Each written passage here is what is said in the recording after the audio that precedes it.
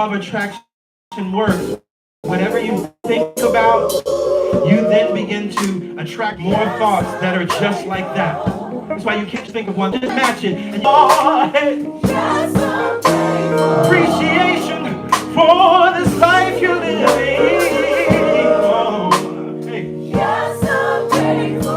Maybe your gratitude, you're thinking about where you were. And you look at yourself today.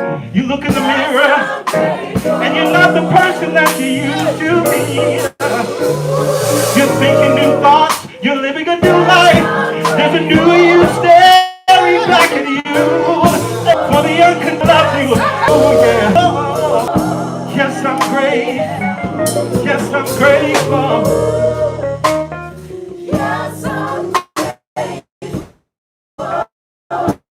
Just sit in this vibration for a little bit. Yes, I'm grateful.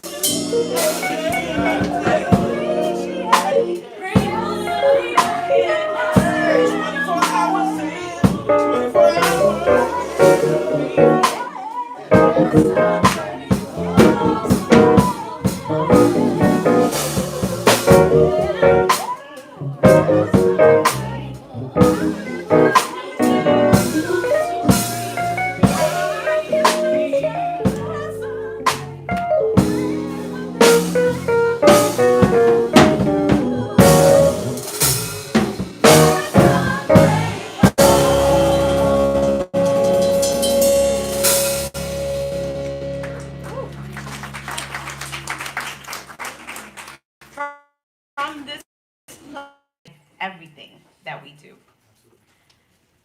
The vision.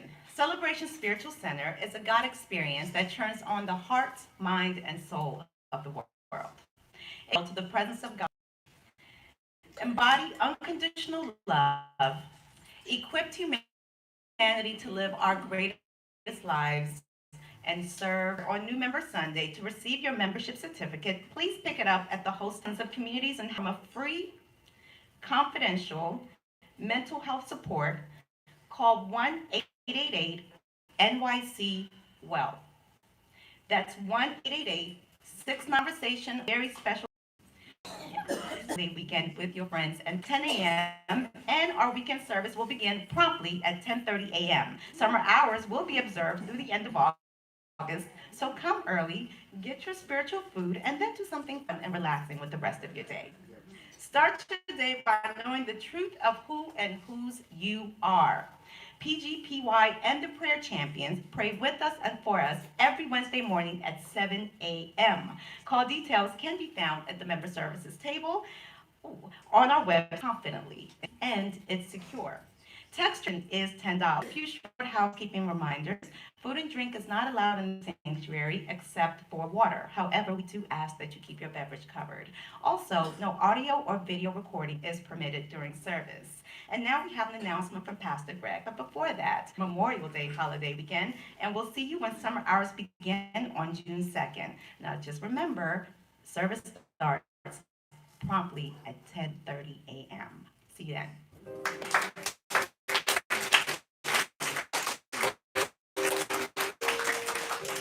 Again, everyone. Just a reminder, you should see the flyers on your seat. Next month is Pride Month. And this year in New York, it's a big year because it's also the 50th anniversary of Stonewall. And we stand in solidarity and allegiance with our LGBTQIA brothers and sisters. And so at CSC, allegiance with our brothers and sisters at CSC, we, of course, are always affirming the truth of who and whose you are. And we want to specifically acknowledge the month on June 9th. We're going to be celebrating Pride, and we have a very special guest speaker coming in from Oakland, Bishop Yvette Flunder, who is a powerful minister, educator, and activist. She's an out and proud woman. And so we're incredibly happy to have her here. One of the beautiful things is she is the founder and bishop of an affirming ministry, and they have ministries all over the globe, actually. But what's so interesting is that she has aligned herself with the New Thought movement, and so this is sort of how we met her last year at Mile High in Denver. And so we're happy to have someone like her who has always been a sister, but now is also a part of New Thought and embracing New Thought. And so we love her very much and appreciate all that she has to share, and I know that she'll share something powerful with us. You want to be here in the place, it's going to be packed, it's going to be jammed. People are messaging us about it and sharing it all over social media, so we know that a lot of people are excited. Bring your people. It's going to be a good time. All right? Yes, yes.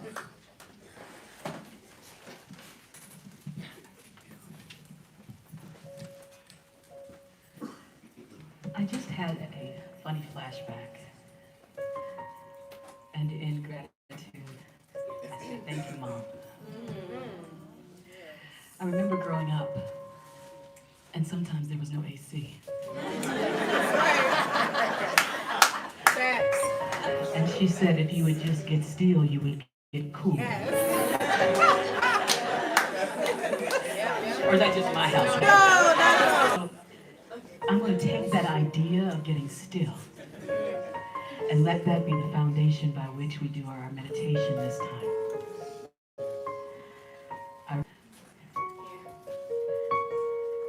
And in feeling her presence, I felt her love. And that love is just representative of how God, this force, loves us. And so I'm so grateful for that awareness. Just memorizing ideas and concepts, you're missing out on the joy of being connected to this thing. And so today and every Sunday, we take time to reconnect to this thing that goes wherever you go and is always available to provide answers for you. But you got to get still. Let it remind you that this light that we speak of, some refer to it as the Christ, is alive and well in you now. Alive where your heart is beating. Alive where your breath is flowing. Alive under any condition. This light is shining. So let's, if we haven't already, let's close our eyes. And bring our feet to the floor. And surrender these altars, these bodies into the moment. And as we relax our feet to the floor, we signal the mind to let go.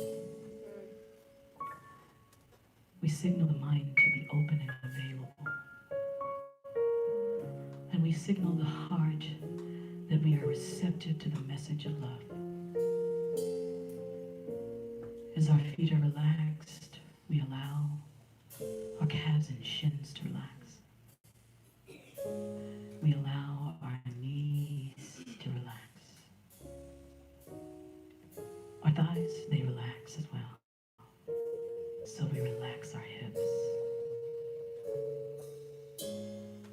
We allow this energy to travel up our spine, noticing it activating each chakra,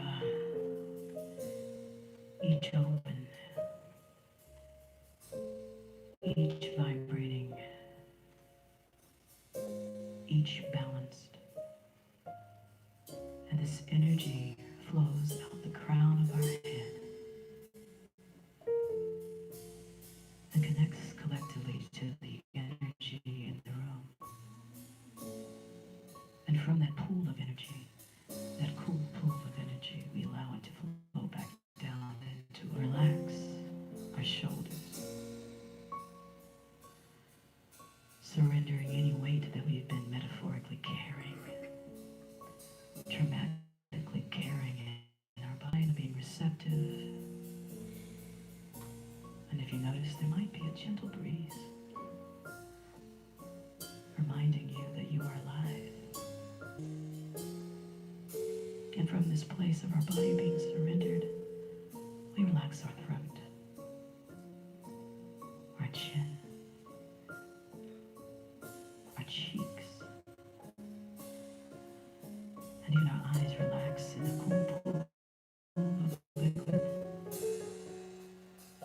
The third eye opens down through the root, seeing every chakra alive with light, filling our bodies. Now we breathe together. Inhale through the low belly. Hold it there. Open the mouth and release. Past where you feel there's air, just let it all go. Inhale now up through the rib cage. Expand this altar to the divine, front and back and sides. Hold it there. And release. Inhale one more time up through the heart now. Creating a new set point, new reality within this moment. And release. One more time, complete breath all the way in and up. Hold it there. And release. This time breathing in and all the way up. Hold it there. Close the lips. Exhale through the nose. Slowly. This is how we will breathe. In and out through the nose. And know that every breath is connection. And as we sing these words, you just see your body filled with the light that is love, that is living through you now, that has given you insight and inspiration. A shining, shining light, eliminating any darkness that you perceive, because God only sees light. Let it go. And let the light fill you. As we sing these words, imagine this beautiful channel flooded with, filled with light.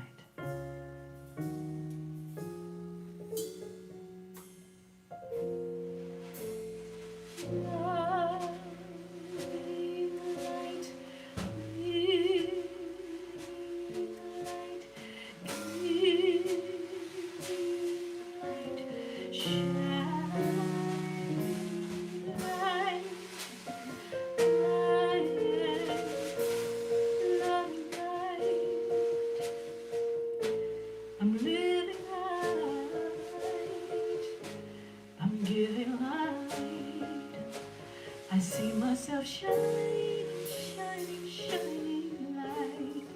I am light. See that light connecting to your neighbor's light. And seeing that it's all the darkness that appears in our world. See it shining. See it replace the darkness.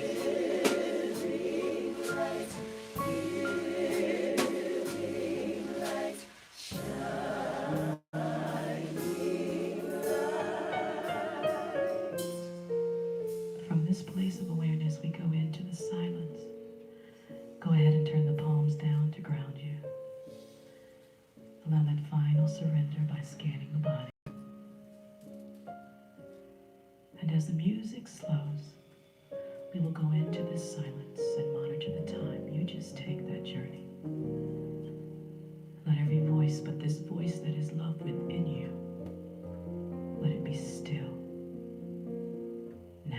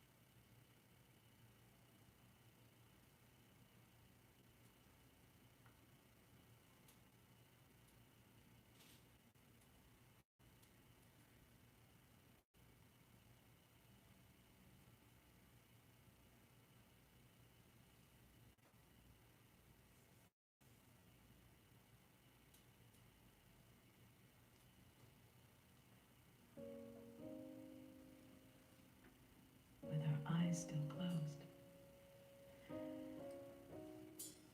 We just sit in this light that is healing every aspect of our life.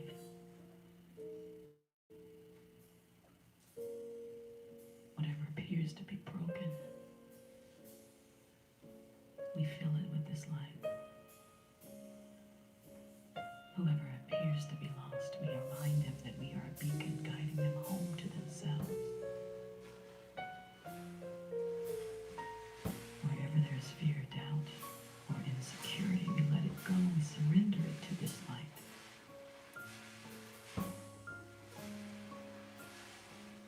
We sit in the awareness of this love's presence, this light, this truth, this ease. We just allow it to be the vibration of this day. And from this day forward, light, light, light.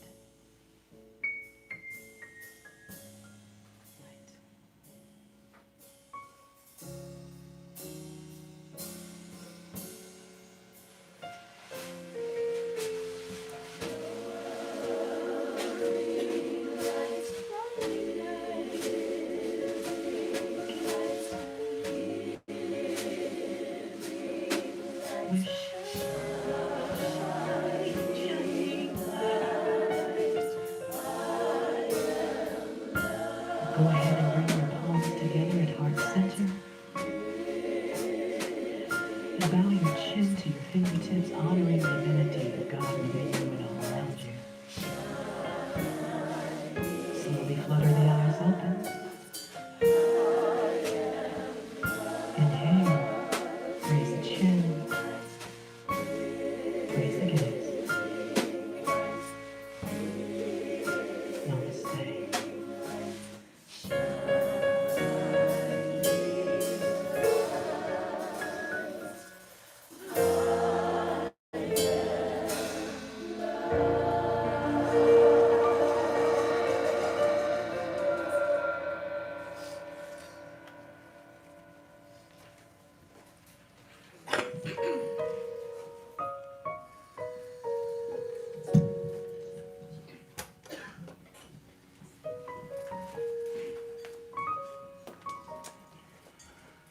So we've been talking about surrender this month.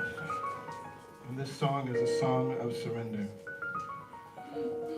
We all have been and will get to places and times in our lives where we feel like we've hit a roadblock. Where we've gotten to that place, as the songwriter Donnie McClurkin says, after you've done all you can. You get to that place and you just don't know what to do. Well, there is a knower within you that knows what to do.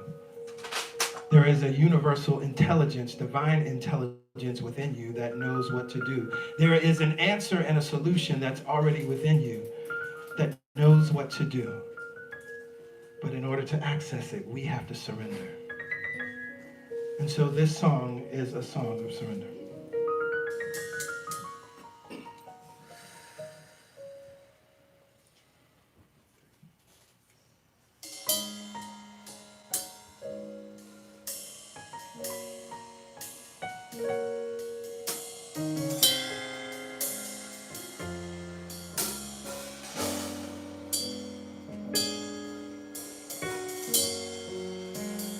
When my way seems dark,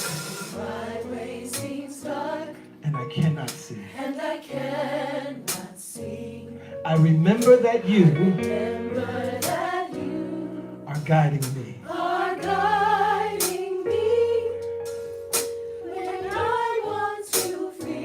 To run and hide. I just look to the source of all life. I give this to you.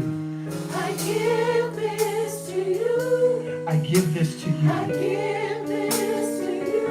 You know the answers. You know the answers. You know what to do. You know what to do. I give this. I give this to you. I give this to you.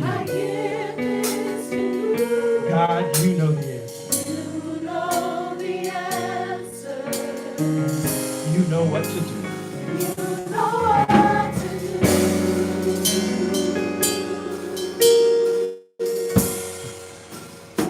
When I get upset, when I'm feeling small, when I forget that I'm safe and strong,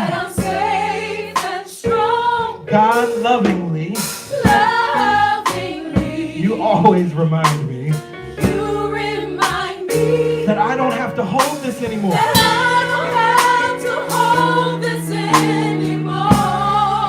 So I give this to you.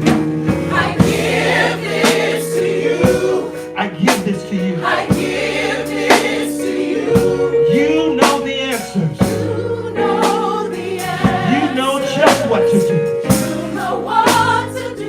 So I give this to you. I give this to you. I give this to you. I give this to you. You know the answers.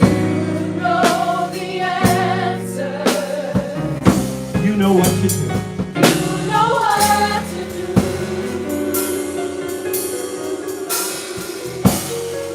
Oh, worry down and fear. Worry down and fear. I give it up. I give it up. I give it up. I give it up. Why? Because it was never mine to begin with. It was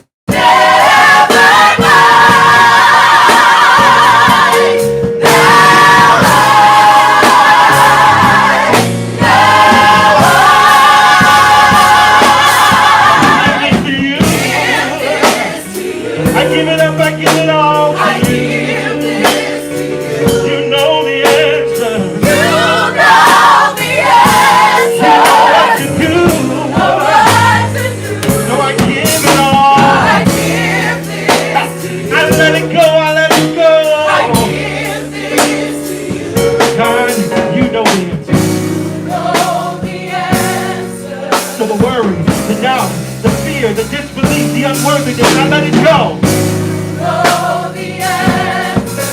All the lack, all the limitation, I release it, I release it, I release it, yes. You know the answer. I stop trying to control everything, and I allow you to control it through me. You know the answer. Because I'm ready for a change, I'm ready for things to be different. You know the answer. Oh, you know the answer. There is a knower within us. There is a knower within us that knows the answer. You know what to do. Always know just what to do. Yes, you always know just what to do.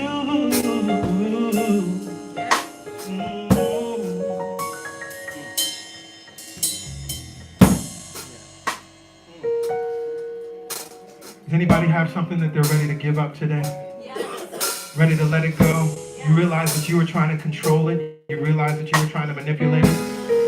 Well, right here and right now, we're going to let go of the worry. We're going to let go of the doubt. We're going to let go of the fear. We're going to let go of the limitation. Soul 21, can we sing it again? Worry, doubt, and fear.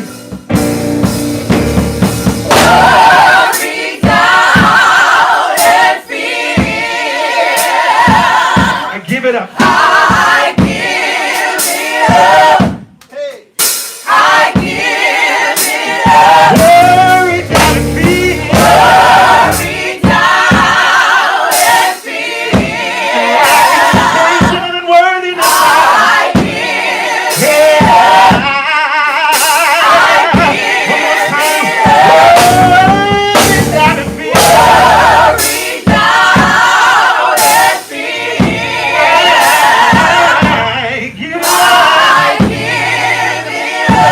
I give it up. Why? Because it doesn't belong to me. It was never mine. It was never mine.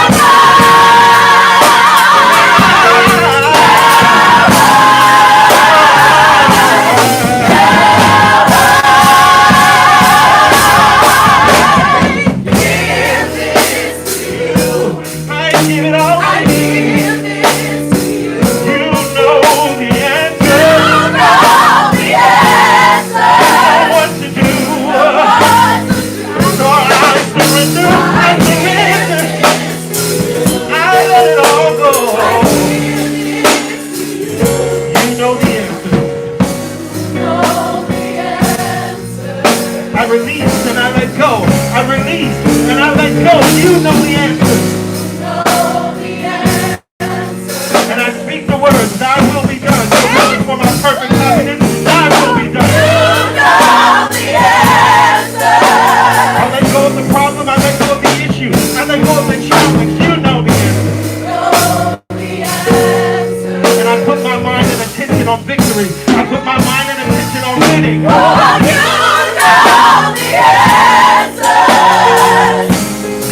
Divine intelligence within us.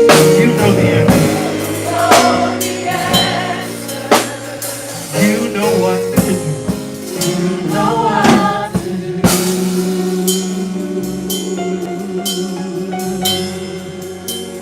You know what to do.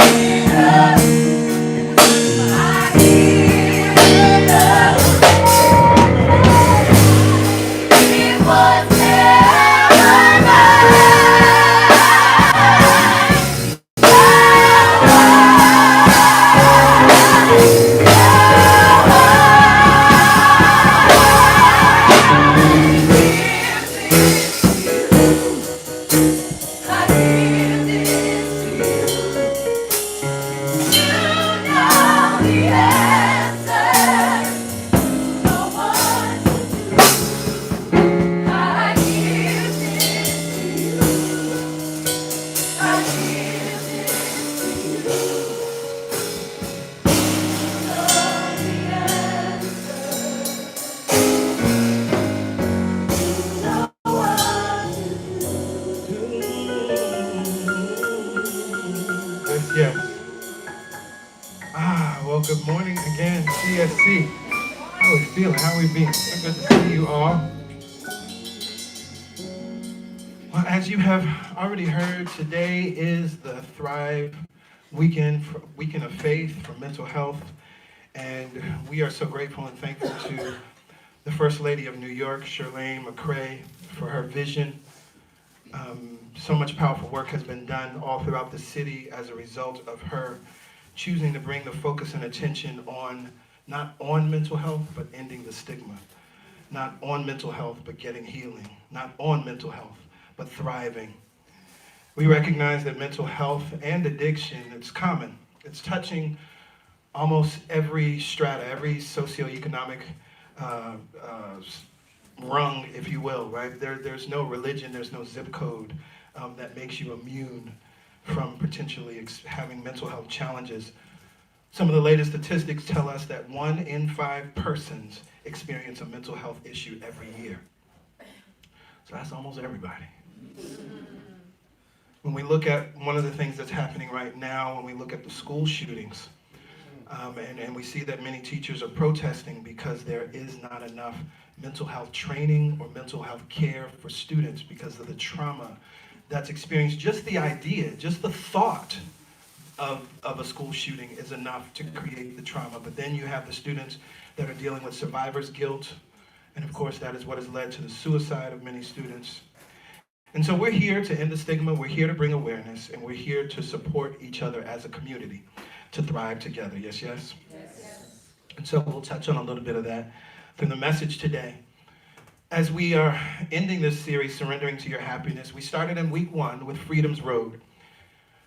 Really, that message was designed to just put us on the path to begin to thinking about this idea of happiness, that God wants us to be happy. And one of the things, or two of the things that really block us from experiencing this perfect happiness is our belief in sin and punishment.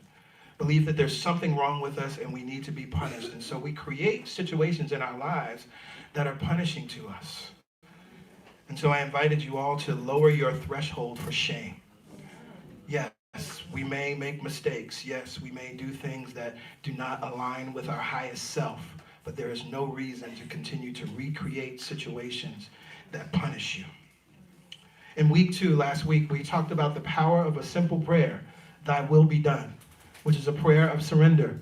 And what we talked about there is that when we understand that God's will is for our perfect happiness, then when we're saying that we want to let this will be done, we want this will to surpass our little will. We want this will to go beyond our limited thinking. We want this will to put into the shade, as I said last week in the definition, our will to allow God's will to be done. And so at every stage and every level of our unfolding of our consciousness, there's always an opportunity to let go of something. And we talked about what those things are. So as we're dealing with this central idea, God's will is for your perfect happiness, which we find in A Course in Miracles in the workbook lesson. Another way to just say that is God wants you to be happy. God, life, all of life, the all that is, wants you to be happy. Amazing, right? But the thing is, if that's true, then there's some things we got to let go of. There's a pity party we need to let go of. You can let go of and hear this now. You can let go of, maybe I'm not supposed to get married. You can let go of, maybe I'm not supposed to have a family. Maybe I'm not supposed to have a lot of money. Maybe I'm not supposed to be completely healthy. Maybe I'm just supposed to be okay with where it is right now. Maybe I'm not supposed to see and travel the world. Maybe I'm not supposed to have a good relationship with my mother or with my siblings or whomever it may be. God's will is for your perfect happiness. That means you got to get rid of this pity party. Maybe this thing is not supposed to work out for me. Maybe life in general is not supposed to work out for me. If God's will is for your perfect happiness, you can get rid of these maybe I'm not supposed to's that many of us have thought or felt in our lives at different points. Yes, yes?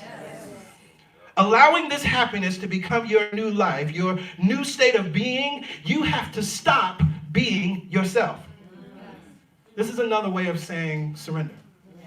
We've been talking about surrender in all these different ways, looking at it from these different perspectives.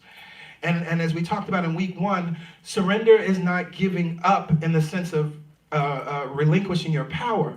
What it is doing is allowing the power and the influence of something greater than yourself to take over. And again, when we understand and trust who and what God is, and that it wants our perfect happiness, this is why we can do this. This is also why I define surrender as extraordinary trust. So we have to stop being ourselves in order to have this new life. Here's what's interesting, and this is how it goes, right? Your body and your life responds to your thoughts. Yes, we know that. We agree with that. New thoughts create a new mind, and a new mind creates a new you. So the self that you are currently identifying as you must end. You must let go of or surrender this current idea of yourself. If you want to change, if you want happiness and you don't currently feel like you're experiencing happiness, that means that you must develop a new mind. That new mind creates a new you. And that means then if you are a new you, you can't be the self that you were. Yes, yes? So we got to stop being ourselves. And when I say that, I'm talking about your mental self. Because who you think you are, as Dr. Joe Dispenza calls it, who we think we are creates our personal reality. And we can all only be who we think we are. I want you to take a breath on that. You can only be who you think you are. And so, again, the self that you're currently experiencing it, if you're not enjoying it, if there's something you want to change about it, that means that you got to stop being yourself. That means you have to start thinking you are someone or something else. Yes, yes? So in order to stop being ourselves, there are 3 things that we must understand. And I invite you to check out the book, Breaking the Habit of Being Yourself, by Dr. Joe Dispenza. He also summarizes this chapter in You Are the Placebo, and shout out to Healthy Mind, Healthy Body folks as we are studying this. And so there are 3 elements that we must understand that work together to create this self that we are now. And then it's the things that we must understand. This is where we can start to tweak things when we want to create a new self, surrendering the old self to allow the new to come in. And the 3 things are, 1 is conditioning, 2 is expectation, and the third is meaning. So conditioning, what is conditioning all about? Well, Dr. Joe writes this: conditioning happens when we associate a past memory with a physiological change because we've experienced it so many times. And this happens all the time. Now, it's interesting because when we read physiological change, we're thinking something happens in our body, right? Like, you know, if you did something, you touched the stove, right? And it was hot, you got burned, right? You would make an association. We understand that. But for most of us, this physiological change is and only happens in our emotions. Because if you didn't know, what we experience as emotion is really just a physiological, chemical thing that's actually happening, right? And because of that, what it also does is it creates a physiological change in your brain, because you then neurons begin to fire and wire together and create connections that seem to be permanent. And again, if you experience it over and over again, that creates the condition, and you're like, this is what it is.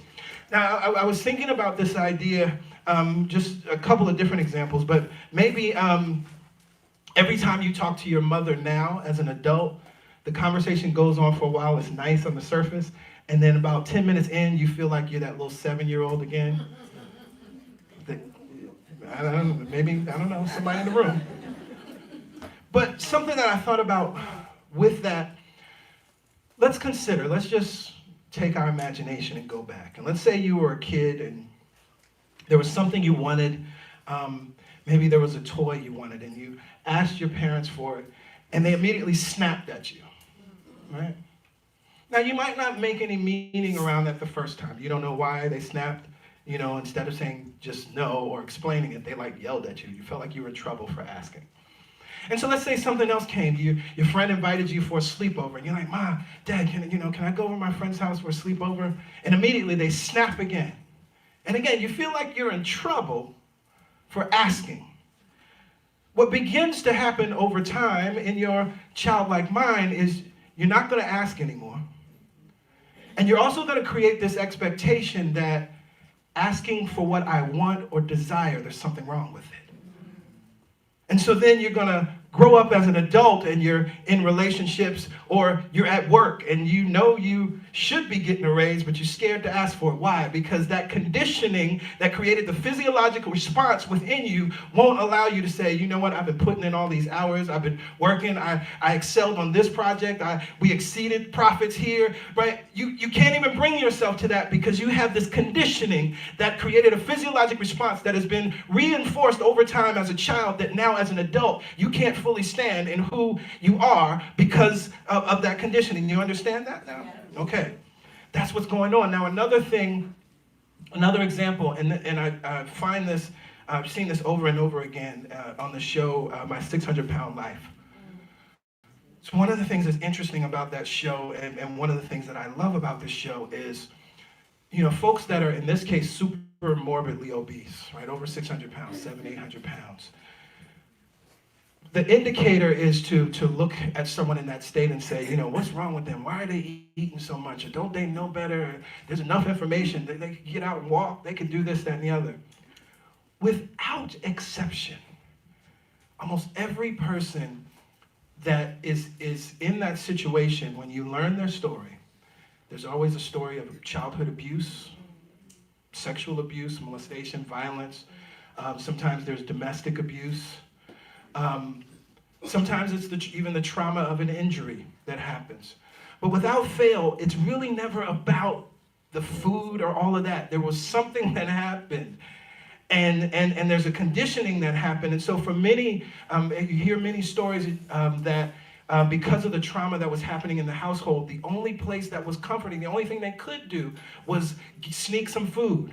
Right? And that was like the one area of their childhood that was happy or felt good. And so that conditioning has happened over time because life still continues to bring stress. Life still continues to bring things that are unwanted. And that conditioning is the only way that they have learned how to mitigate the feelings that they're feeling. And so then that turns into what we would call becoming super morbidly obese. I heard a story, Shaquille O'Neal was talking about this.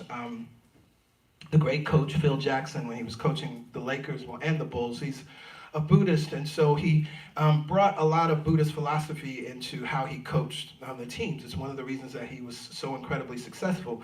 And one of the things he would do sometimes for practice, they wouldn't actually play basketball. He would have them lay out on the court and do visualization exercises, right, and meditate. And one of the things he had them do was to find their safe place in their mind. Because what he wanted them to be able to access, he wanted them to find this place and to be able to identify it over and over again, so that when you're in a challenging moment in a game and it's critical and it's the fourth quarter and you need to push, he tells the team to go to that place in their mind. Because that's that place of transcendence. That's that place of peace and calm and ease. And Shaquille O'Neal said, for me, that place was when I was a little boy with my grandmother. He said because his stepfather was really hard on him, right? Kind of like corporal punishment kind of thing. And so when he would get in trouble with his stepfather, his grandmother would come and take him and give him cookies and donuts. And so he said he's like, that's why I love cookies and donuts to this day. And so he would go to that place in his mind. He's like, I'd score 30, 40 points, right? Just being able to do that in his mind. Again, he had created conditioning that happened when he associated a past memory with a physiological change that he experienced over and over again. And so then that's how we create the self that we are. And so we can recognize then that many times we need to look at that conditioning and undo it, begin to create new conditions, begin to associate and create new memories that are associated with a physiological change so that we can have a new experience. Y'all with me? Yes. So we move from conditioning to expectation. And Dr. Joe writes, expectation, the second element, comes into play when we have reason to anticipate a different outcome. Now this is interesting. When we have reason to anticipate a different outcome. Now, many times in this case, the reason that we have to anticipate a different outcome comes from an external source. We all expect to live and see tomorrow, right? Does everybody expect to see tomorrow? You probably have plans, right? You got things you need to do, right? So you expect to live tomorrow, right? You have plans, you have things you need to do or expect to do. But if you went to the doctor today, and the doctor said you have less than 24 hours to live, your expectation would change. You probably would have to cancel some of those plans, right? There's people you would call tomorrow that you probably weren't planning on calling tomorrow.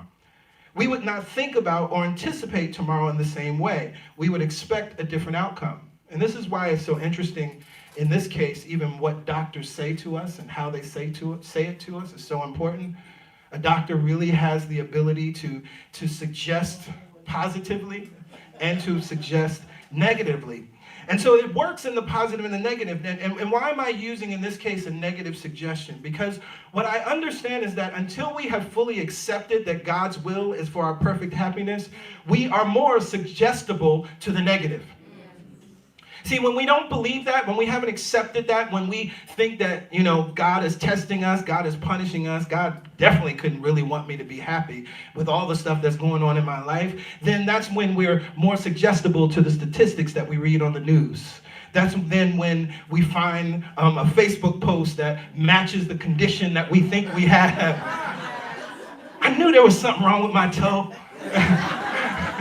Right? And it just spirals and it spirals, and then you randomly have a conversation with someone that tells you about the same. Oh, you have that? Oh, Lord. Yeah, it was about 5 years. I went through it. Now you're just in this suggested fear, this suggested negative place. Expectation. When we have reason to anticipate a different outcome. But again, it works both ways, right? This is why we sing the song, I expect the good. I expect things work out for me. I expect to live in victory today. I always expect the good. So we have the power and possibility. This is why we hang out in places like this, because CSC as an organization and as a consciousness is constantly inviting us to expect good outcomes. It's inviting us to expect that nothing but good comes from this. It's inviting us to expect that we can move through this situation. Inviting us to expect that we win. Inviting us to expect that this challenge doesn't define us. Inviting us to expect the good. I was thinking about it, and y'all know one of my favorite movies is The Wiz. And if you go back, I'm sure the scene is on YouTube. Go back and look at the scene when Dorothy meets the Scarecrow. Because that was all about an expectation. He was a product of just some negative thinking, as Dorothy said to him. The truth was he could always get down off of this here pole. He could always get down from the pole, but because of the negative suggestion of the crows, right, with the crow commandments, having him affirm this truth that was not true, but as long as he continued to speak it, as long as he continued to affirm it, it was true. And then not only that, sing the crow anthem, you can't win. And so as long as he kept singing that, as long as he kept affirming that, he was going to be stuck on that pole.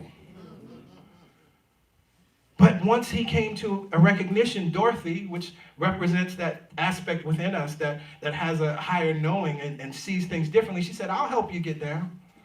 Right? There's something within you that's always saying that. Lord have mercy. Go watch this. Go watch this. So we have conditioning, we have expectation, and then we have meaning. And Dr. Joe writes this. Assigning meaning, the third element, to a placebo helps it work.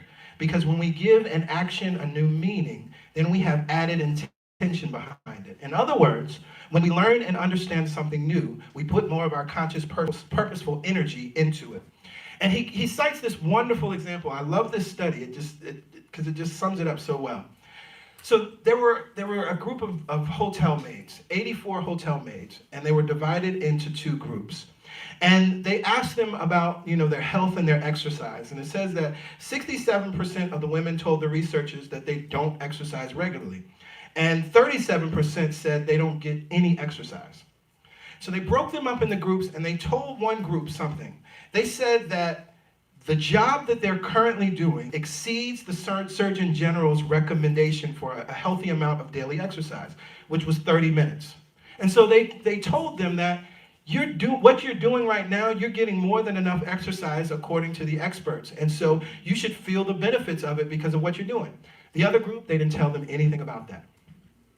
1 month later, the researchers found that the first group lost an average of 2 pounds, lowered their percentage of body fat, and lowered their systolic blood pressure by an average of 10 points, even though they hadn't performed any additional exercise outside of work or changed their eating habits in any way. Meaning. All of a sudden, there was a different meaning placed on the same task that they had always been doing, and they lost weight and lowered their blood pressure. Nothing else changed except the meaning that they had placed on it. And this is what's interesting for me, even as we're in this Thrive Weekend, because this is really what we're doing. As we're talking about ending the stigma, what we're doing is placing new meaning on something that has always existed. Right? We're placing new meaning on this truth. In many of the documentation and in the brochures, and you can go online and read more, they share different myths and facts. And one of the myths they share is, if you don't have symptoms, you don't have stress. And so this is how a lot of people feel, right? It's like, well, I'm good, I'm moving along, I'm not debilitated, so I'm not stressed out.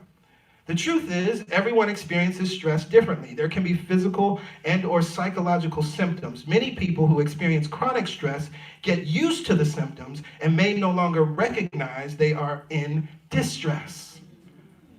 This is why we say lower your threshold for pain, right? See, stress doesn't have to look like what it looked like for our grandparents.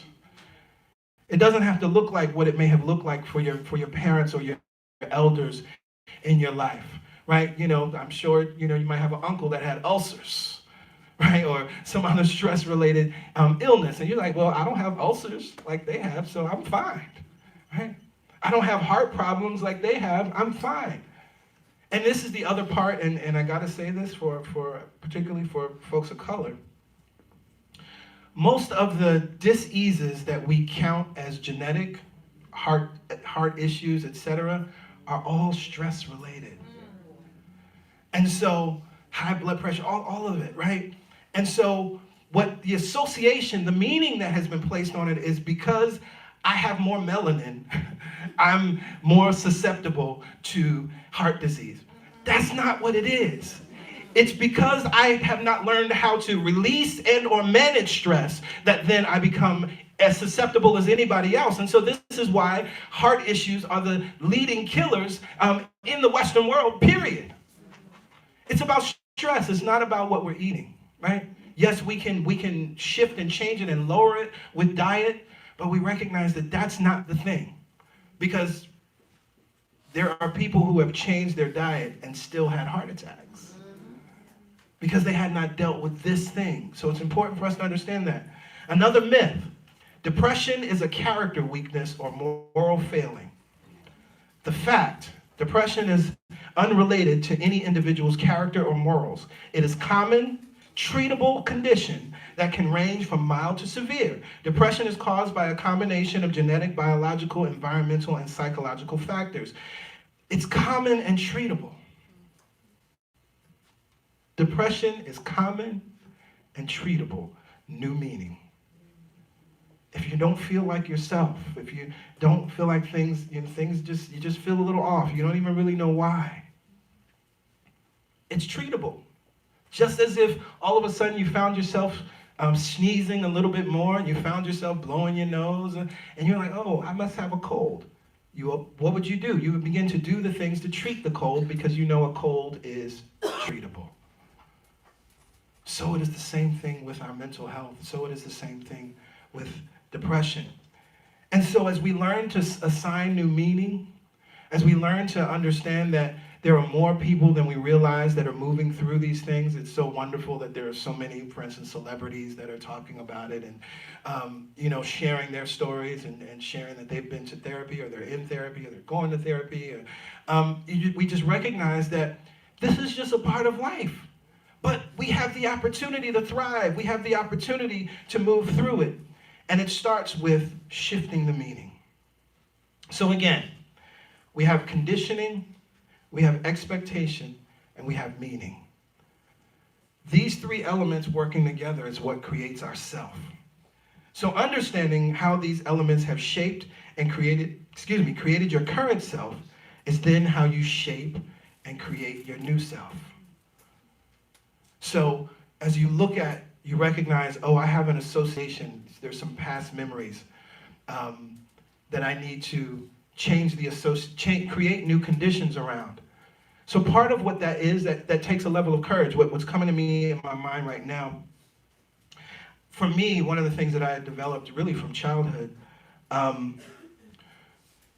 it was always important to keep the peace, right? And so it didn't really matter what was going on as long as we kept the peace. And that's what I learned, that way of being. And so as I got older in my relationships, the last thing I wanted to do was talk about whatever was going on, right? And in my mind, it just seemed like the worst thing in the world. And I remember that being very, very difficult, specifically in my previous marriage. And I had to learn and start to develop new ways and new habits, right, to start to have those conversations. And I remember specifically starting to do that in my new relationships, but I remember the physiological feeling that I was feeling. It was still a lot of fear. It was still like, no, don't do it, run, hide, retreat. But through having those conversations and everything worked out, and I was like, oh, I'm still alive. And it was really, I was starting to create I was creating a new condition by continuing to do that. And it takes time. It takes trust, right? It's not after the first time, everything's like, oh, for all time, I'm ready to talk. Right? It's not that. But what you now have is a memory to go back to that's recent. And it's like, wait, that worked out. Wait, that worked out. That worked out. Okay, I'm going to do the same thing again.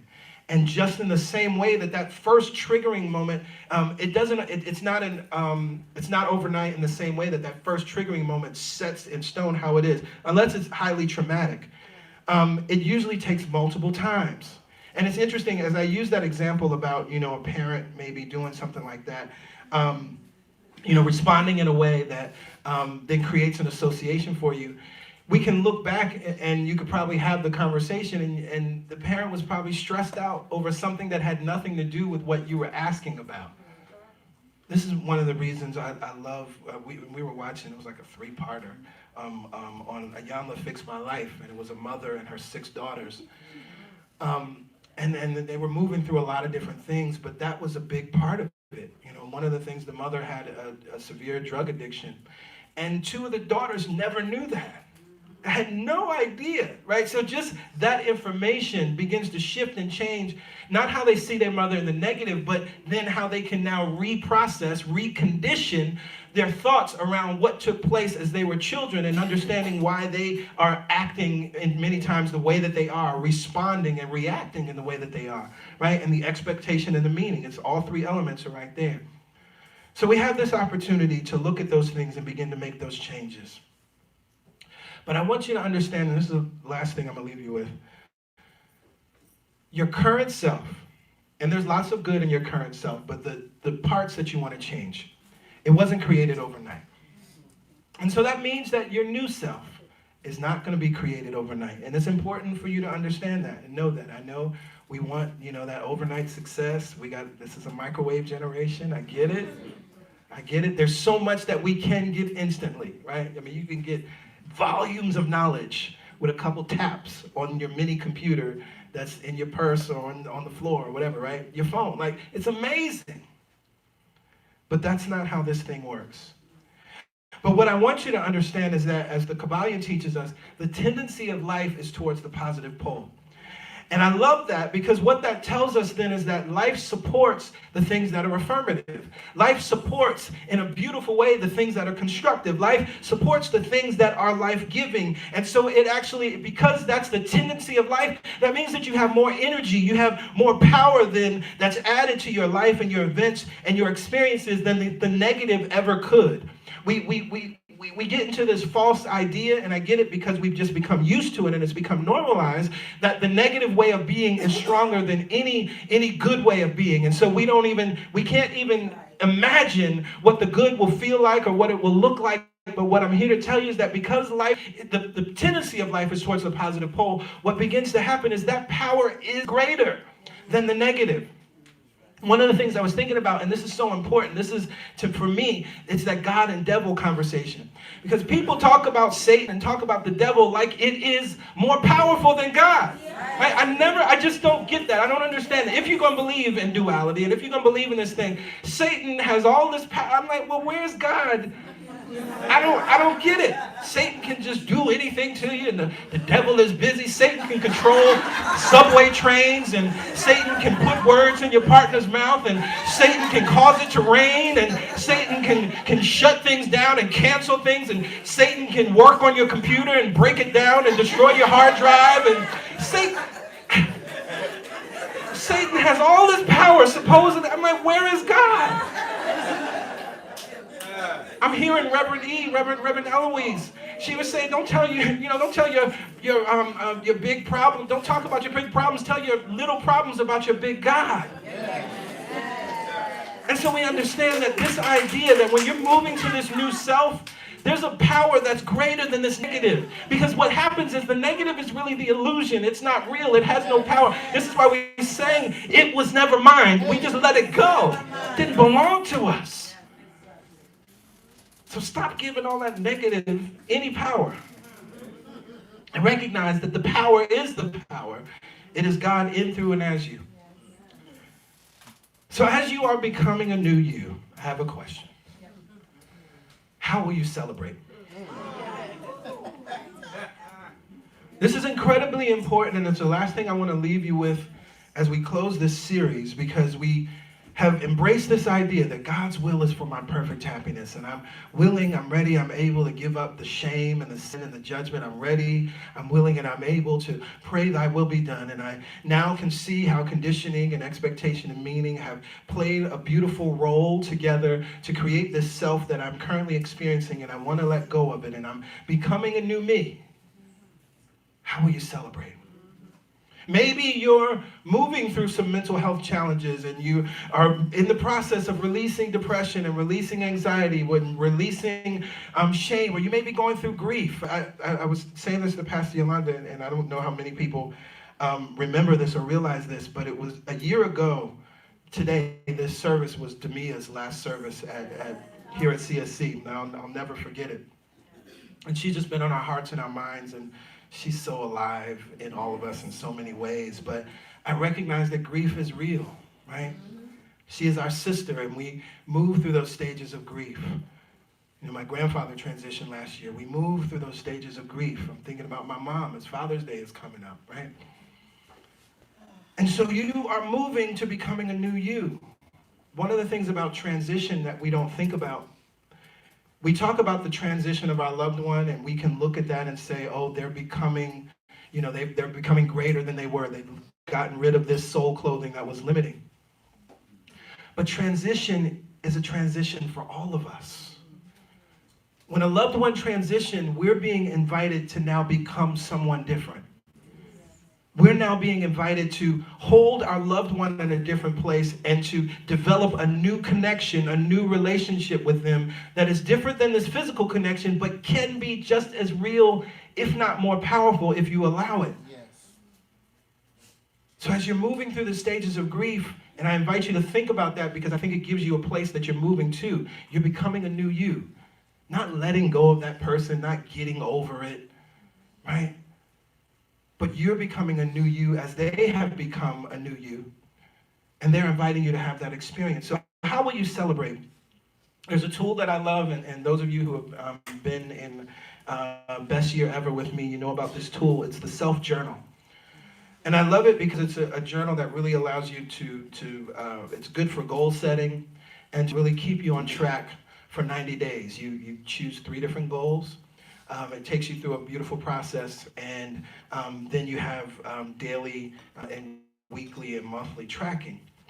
And in the goal setting portion, you have 2 things. One, a question is asked. As you write down the goal, you're asked a question. When I achieve this goal, my life will improve in the following ways.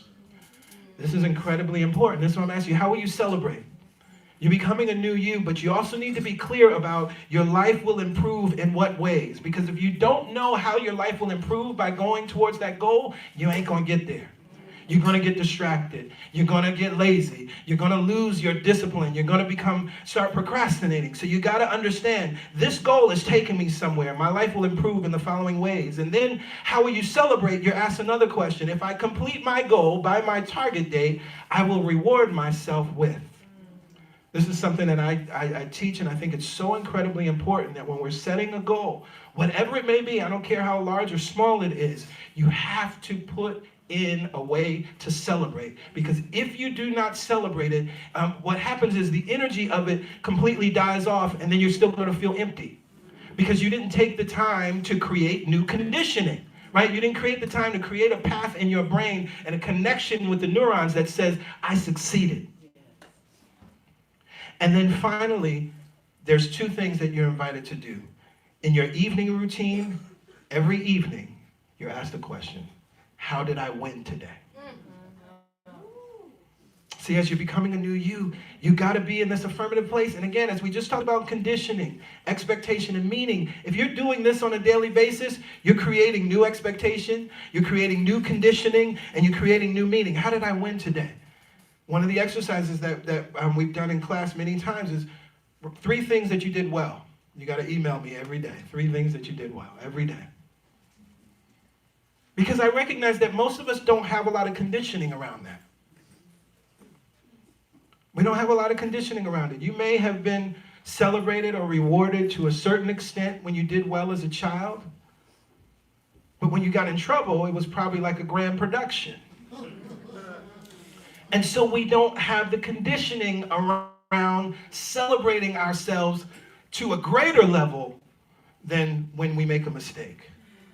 And then the weekly reflection. You've done your daily. How did you win today? Then you go back and reflect on that in the week, and you answer the question, what were your 3 big wins for the week? You're creating conditioning. You're creating meaning, and you're creating positive expectation. So if you're ready to surrender to your perfect happiness and stop being your old self, get your celebration plan together.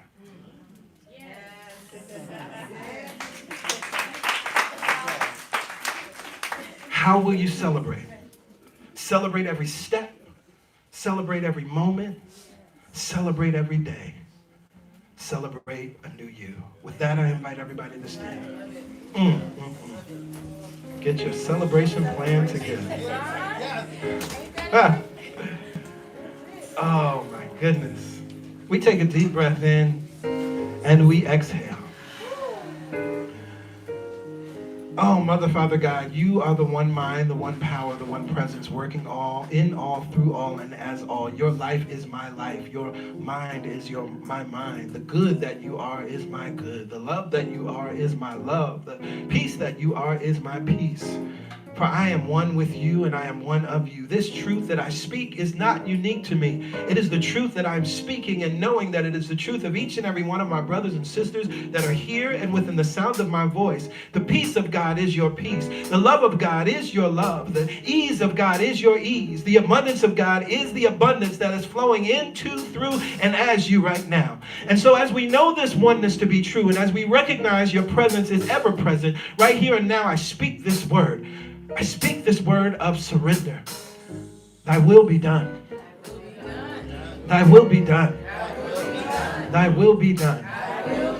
We know the absolute truth that as above, so below. And so we know that in the spiritual realm, all is well. We know that in the spiritual realm, there is perfect happiness that is desired for us at all times. So right here and now, we affirm that that truth which is above, so is right here and right now. My perfect happiness is here and right now. I feel and I know my perfect happiness is rushing to me and is running to me. I feel and know that my perfect happiness is operating in, through, and as me. I feel and know that my perfect happiness is dissolving my thoughts of unworthiness. My perfect happiness is dissolving my thoughts of unbelief. My perfect happiness is dissolving my thoughts of lack. My perfect happiness is dissolving my thoughts of limitation. My perfect happiness is dissolving my thoughts of separation. My perfect happiness is dissolving all of my fearful thoughts. My perfect happiness is dissolving anything that is unlike the truth of me.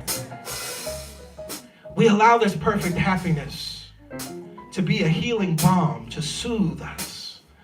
We allow this perfect happiness to wash away all of the worry, doubt, and fear. And when the worry, doubt, and fear is washed away, there is only love. For love is all there is and all there will ever be.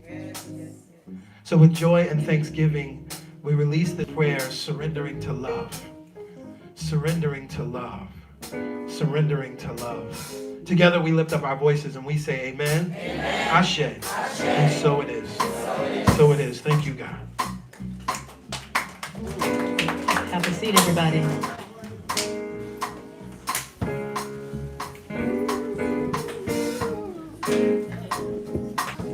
So are you thinking about your celebration plans? And you see it clearly in your mind as you move beyond where you have been to where you truly want to be and where God is calling you forward. Get those plans together. That wasn't just a great saying. That's a true reality. Get yourself together and make a plan to celebrate. Thank you, Pastor Greg.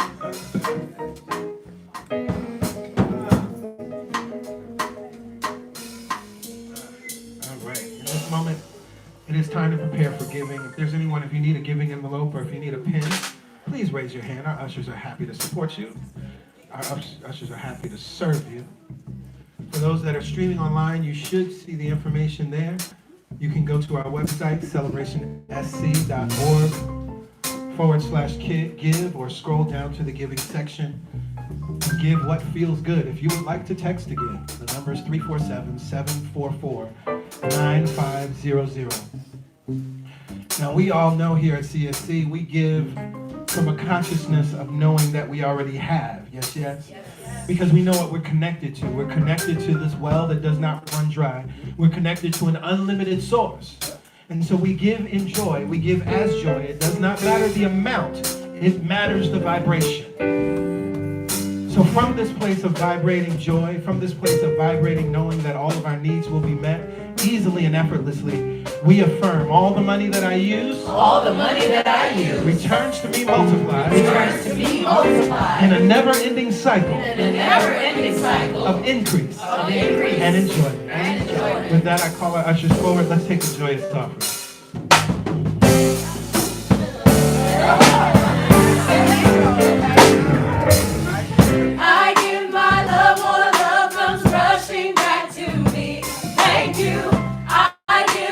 Time's available to me. Thank you. I give my treasures. Doors are opening for me.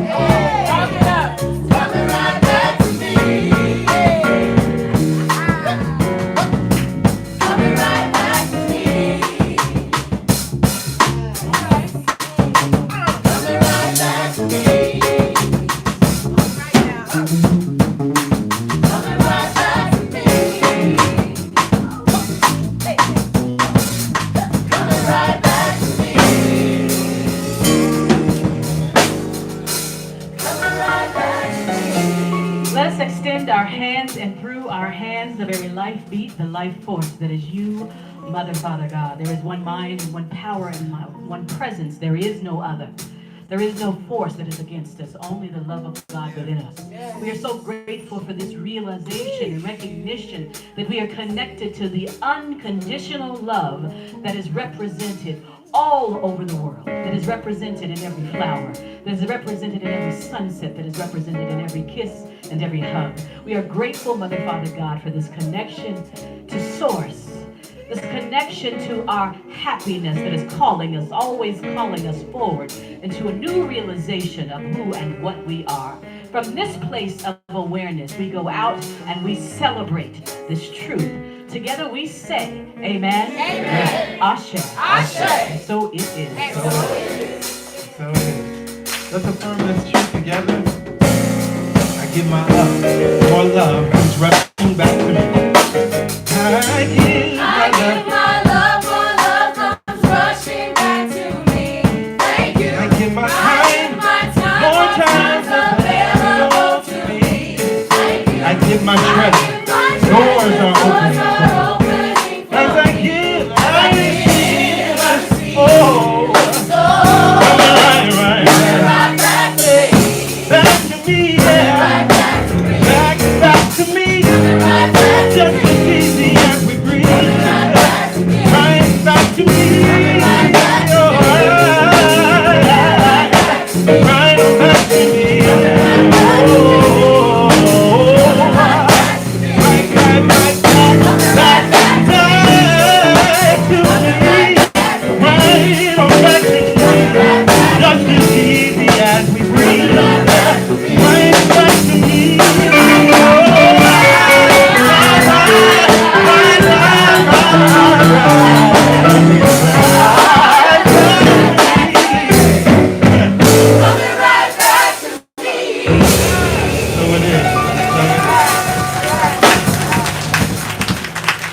Everybody. Stand.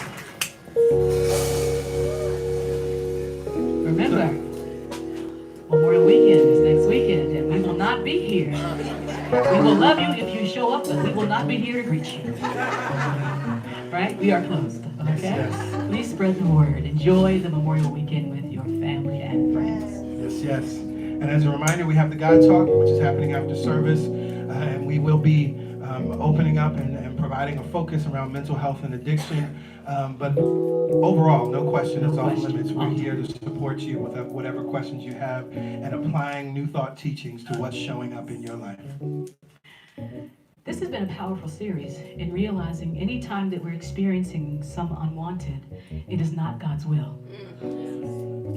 Can we take that in? That any time we're experiencing the unwanted, it is not God's will. We're not being tested or challenged in any way. So that we can step into the awareness that, oh, God wants my perfect happiness. Now, how do I choose to live differently? When we do that, when we just let go of these ideas that are keeping us creating the same story and the same us, we write our fears and our worries down and surrender them to the altar. This week, our prayer champion, Nick Bullitt, will pray affirmatively. We'll see the vision of you as you choose to be and not how you have been. When you release all of that, let it go. What do we say at CSC? All things are possible.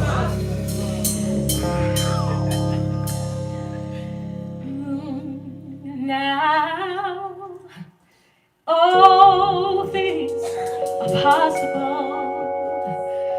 Now every little thing is, it's possible. 'Cause I know who I am. And I know whose I